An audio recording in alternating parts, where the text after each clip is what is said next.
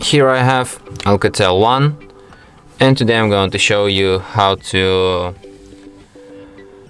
enter boot mode on this device. So firstly you have to turn off your ALCATEL,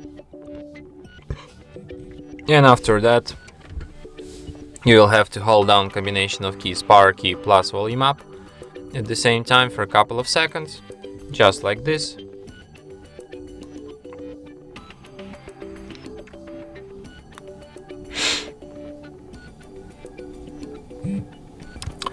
And after that you will end up in the boot mode. So here at the boot mode you can use volume up to navigate and volume down to select, and you have such options as recovery mode, fast boot mode and normal boot. So if you want to quit this mode, just select an option normal boot and your device will be restarted as usual. And that's it. Thanks for watching.